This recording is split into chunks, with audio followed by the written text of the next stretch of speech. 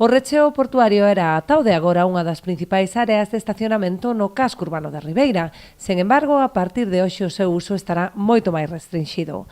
Máis da metade das prazas serán zona verde reservada aos profesionais do mar que dispoñan dunha tarxeta distintiva.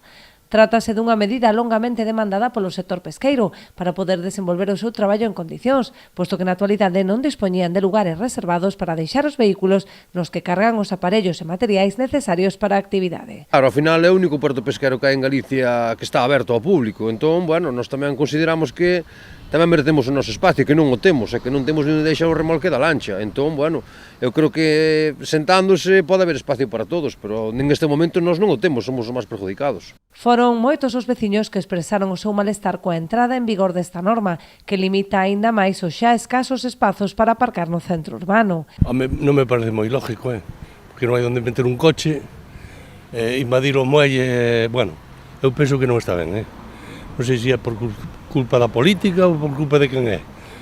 Eu non sei se hai tantos mariñeiros, que penso que os hai, que teñen licencia para poder aparcar, pero bueno, non hai onde meter un coche, iso é o que dixo eu. Non, home, eu va pasar en Ribeiro, non hai pouco aparcamento, que había que facer aparcamentos, normal.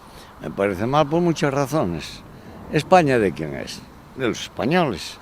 ¿Quién paga impuestos? Yo, el otro aparco aquí, aparco allí. O sea, el mar de quién es? Nuestro. El litoral no es nuestro. Entonces, ¿esto qué es? ¿Obras de puertos? ¿O es de España? Son preguntas que se hay que hacer así, pero de raíz. El problema es que esto es mío. ¿De quién es? El pueblo todo es nuestro. Pues por esa razón me parece mal. Pola contra, hai quen se amosa de acordo coas necesidades dos mariñeiros, sempre que se organice o espazo e se manteña un control sobre o correcto uso do aparcadoiro para actividade profesional. Hai que facilitarlle a todo profesional, hai que facilitarlle a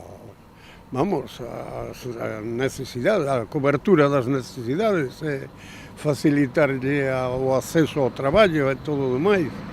Pero, sin embargo, tampouco tendrán que estar identificados, porque o que non pode é a sombra do mariñeiro vir a señora, a prima, a cuñada, a sobrinha e aparcar todos no reservado dos mariñeiros.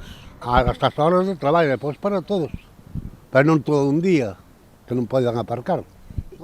Todos pagamos impuestos. Dende Portos de Galicia emitiron un bando e xa puxeron en marcha un sistema de control co fin de sancionar a todos aqueles vehículos que fagan uso das zonas verdes sen contar coa tarxeta que autoriza o estacionamento. As multas poden chegar ata os 90 €.